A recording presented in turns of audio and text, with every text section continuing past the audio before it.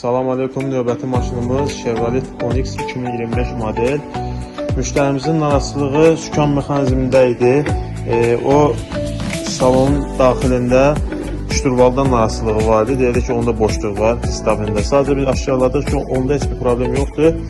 Maşın 25 min cəmi gedir və 25 min getmiş maşında logo problemi biz aşkarladıq.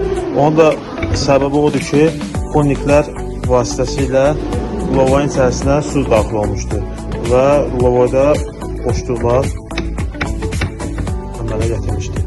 Bundan əlavə çöl qranat da yenisi ilə əvəz olundu.